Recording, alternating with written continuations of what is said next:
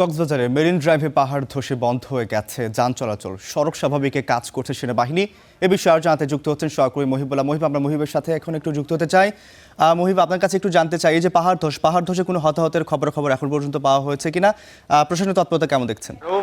আসলে পরিস্থিতি একেবারে স্বাভাবিক হয়েছে, যান চলাচল এখন স্বাভাবিক অবস্থায় রয়েছে। তবে ঝুঁকিটা এখন পর্যন্ত থেকে গেছে, কারণ এই পয়েন্টটিতে আরো পাহাড় দেশের সংখ্যা আমরা দেখতে পাচ্ছি যে থেমে থেমে কিন্তু মাটি ধসে পড়ছে।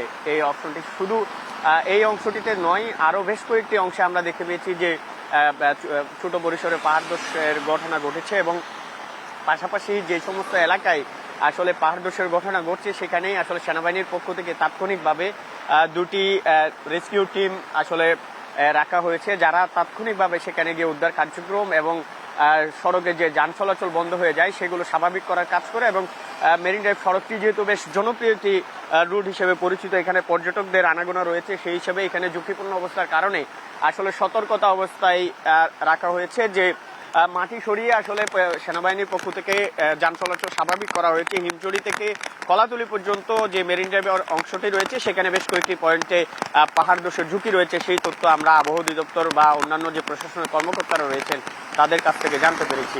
আপনাকে অসংখ্য ধন্যবাদ আমাদের সাথে যুক্ত গুরুত্বপূর্ণ তথ্য দেওয়ার জন্য।